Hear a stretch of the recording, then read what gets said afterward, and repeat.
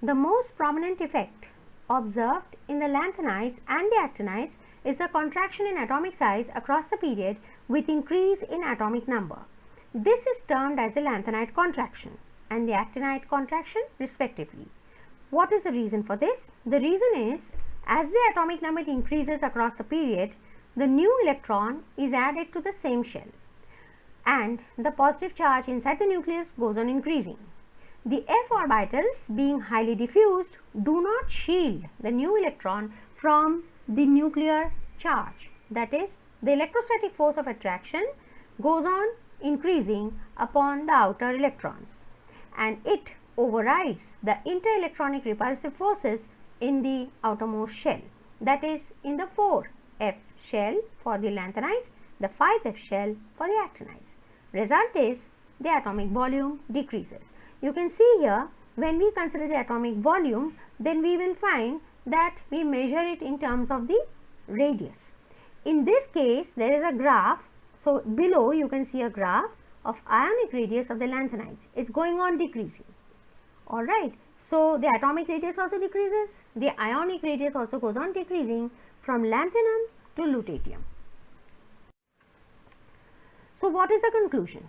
When the atomic volume decreases, then the nature of the bond between the metal atom and the other atoms also change. Result, now look at the result. As the atomic number increases in the period from left to right, then the basic nature of the oxides decrease. The ionic nature of the bonds decrease and the covalent nature of the bond increases.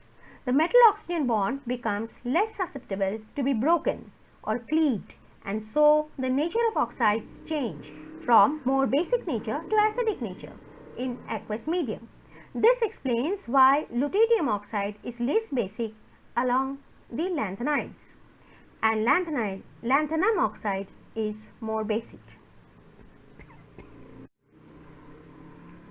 This is again explained by Fajan's rules. Fajan's rule says that the basic nature of oxides can be explained like this.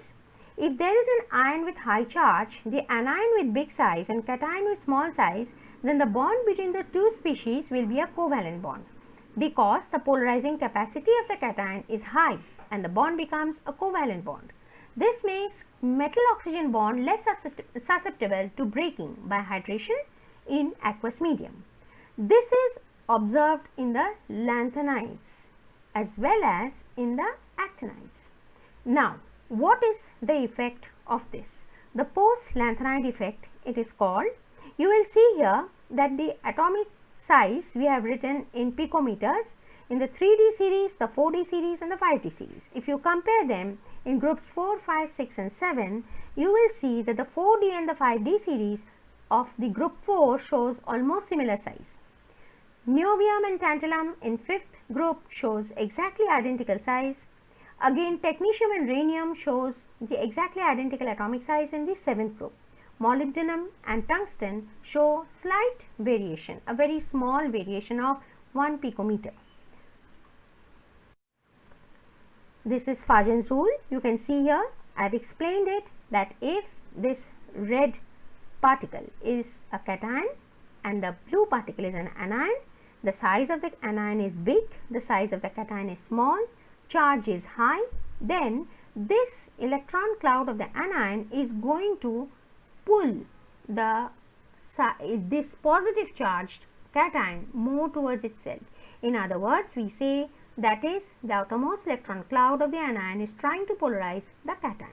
That's what we learned, and that has a remarkable effect on the metal oxygen bond.